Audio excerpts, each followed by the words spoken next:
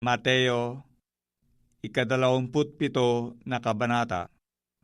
Pagka umaga nga, ang lahat ng mga pangulong saserdote at ang matatanda sa bayan ay nangagsangunian laban kay Jesus upang siya ipapatay.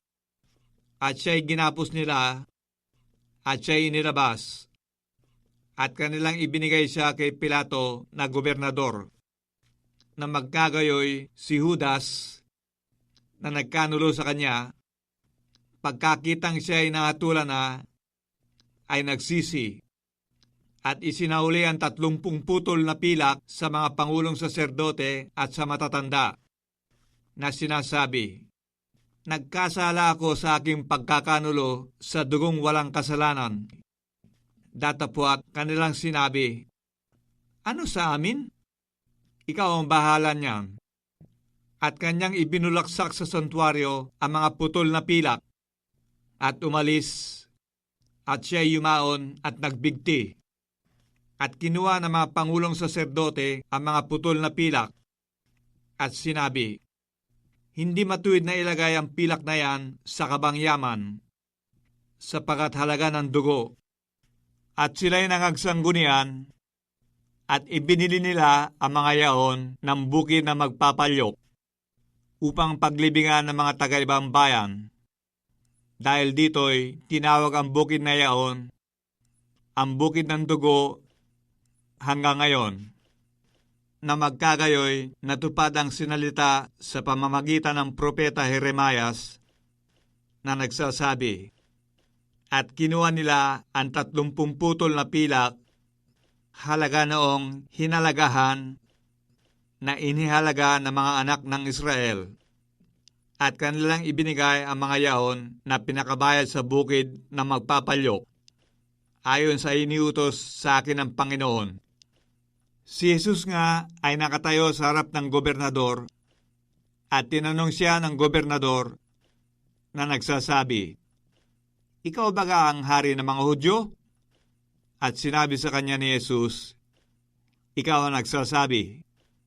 At nang siya'y isakdal ng mga pangulong saserdote at ng matatanda, ay hindi siya sumagot ng anuman.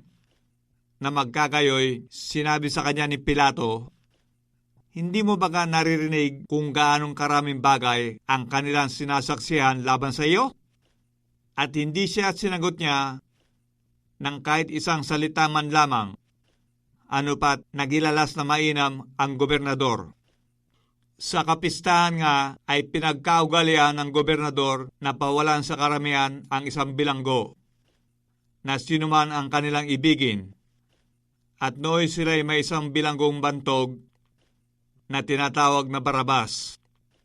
Nang sila'y mga katipon nga, ay sinabi sa kanila ni Pilato, "Sino ang ibig ninyong sa inyo'y aking pawalan? Si Barrabas o si Jesus na tinatawag na Kristo?" Sapagkat natatalastas niya na dahil sa kapanaghilian ay ibinigay siya nila sa kanya. At samantalang nakaupo siya sa luklukan ng pagkahukom, ay nagsugo sa kanya ang kanyang asawa na nagsasabi, "Huwag kang makialam sa matuwid na taong yan, sapagkat ngayong araw na ito'y naghirap ako ng maraming bagay sa panaginip dahil sa kanya." Inudyukan ng mga pangulong saserdote at ng matatanda ang mga karamihan na hingin nila si Barrabas at puksahin si Jesus. Datapwat sumagot ang gobernador at sa kanila'y sinabi, "Alin sa dalawa ang ibig ninyong sa inyo'y aking pawalan?" At sinabi nila, "Si Barrabas." Sinabi sa kanila ni Pilato, "Ano ang gagawin kay Jesus na tinatawag na Kristo?" Sinabi nilang lahat, "Mapako siya sa krus." At sinabi niya, "Bakit? Anong kasamaan ang kanyang ginawa?" Datapwat sila'y lalong nangagsigawan na nangagsasabi, "Mapako siya sa krus." Kaya't nang makita ni Pilato na wala siyang magawa, kundi pagkuspangan lumalala ang kaguluhan, siya'y kumuha ng tubig at naghugas ng kanyang mga kamay sa harap ng karamihan na sinasabi, Wala akong kasalanan sa dugo nitong matuwid na tao. Kayo ang bahala niyan. At sumagot ang buong bayan at nagsabi, mapa sa amin ang kanyang dugo at sa aming mga anak. Na magkagayoy, pinawalan niya sa kanila si Barabas. Ngunit si Jesus ay hinampas at ibinigay upang ipako sa krus. Na magkagayoy, dinala si Jesus ng mga kawal ng gobernador sa pretoryo. At nagkatipon sa kanya ang buong pulutong. At siya'y kanilang hinubdan at dinamtan siya ng isang balabal na kulay ube.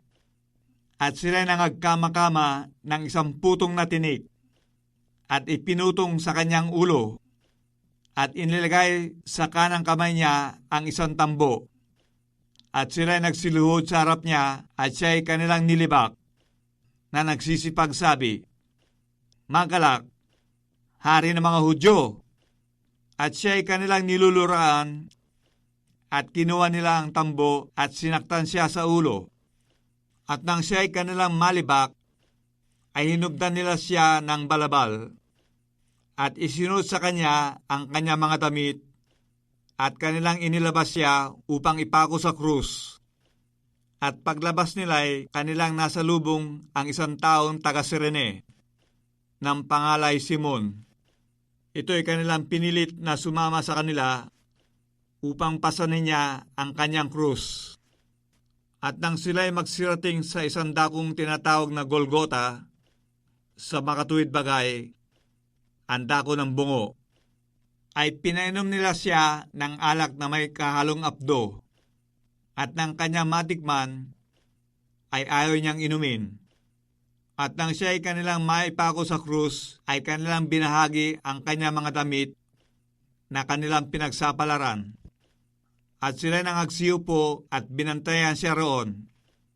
At inilagay nila sa kanyang ulunan ang pamagat sa kanya na nasusulat, Ito'y si Jesus, ang hari ng mga Hudyo. Na magkagayoy, ipinakong kasama niya ang dalawang tulisan, isa sa kanan at isa sa kaliwa. At siya'y nililibak na nangagdaraan na iginagalaw ang kanilang mga ulo at nangagsasabi, Ikaw na igigiba mo ang templo at sa 3 araw ay iyong itatayo. Iyong iligtas ang sarili mo kung ikaw ay anak ng Diyos, ay bumaba ka sa krus. Gayon din naman ang paglibak sa kanya ng mga pangulong saserdote, pati na mga eskriba at ang matatanda, na nagsipagsabi, Nagligtas siya sa mga iba, sa kanyang sarili ay hindi makapagligtas. Siya ang hari ng Israel, bumaba siya ngayon sa krus, at tayo magsisisampalataya sa kanya. Nananalig siya sa Diyos, iligtas niya siya ngayon kung siya'y iniibig sapagkat sinabi niya, Ako'y anak ng Diyos. At minumura din naman siya ng mga tulisang kasama niyang nangapapako sa krus. Mula nga ng oras na ika-6 ay nagdilim sa ibabaw ng buong sangkalupaan hanggang sa oras na ika-9. At nang malapit na ang oras na ika-9 ay sumigaw si Jesus ng malakas na tinig na sinasabi, Eli, Eli, lama sabatani? Sa makatuwid bagay, Diyos ko, bakit mo ko pinabayaan? At nang marinig ito ng ilan sa nangakatayo roon, ay sinabi, Tinatawag ng taong ito si Elias. At pagkarakay, tumakbo ang isa sa kanila at kumuha ng isang espongha at binasa ng suka, saka inilagay sa isang tambo at ipinainom sa kanya. At sinabi ng mga iba, Pabayaan ninyo, tignan natin kung paririto si Elias upang siya iligtas. At muling sumigaw si Jesus ng malakas na tinig at nalagot ang kanyang hininga. At narito, ang tabing ng templo'y nahapak sa makadalawa, buhat sa itaas hanggang sa ibaba. At nayanig ang lupa at nangabaak ang mga bato. at nangabuksan ang mga libingan at maraming katawan ng mga banal na nangakatulog ay nangagbangon. At paglabas sa mga libingan, pagkatapos na siya'y mabuhay na maguli, ay nagsipasok sila sa bayang banal at nangapakita sa marami. Ang senturyon nga at ang mga kasama niya sa pagbabantay kay Jesus, nang makakita nila ang lindol at ang mga bagay na nangyari, ay lubhang nangatakot na nangagsasabi, tunay na ito ang anak ng Diyos.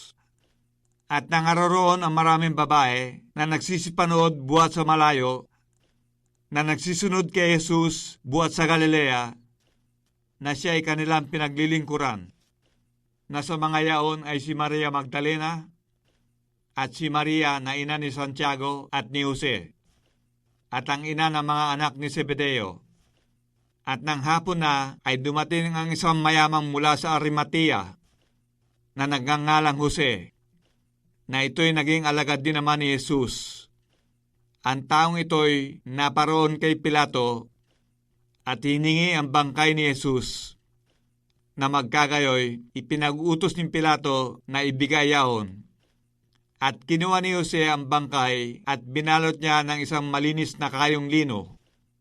At inilagay sa kanyang sariling bagong libingan na kanyang hinukay sa bato.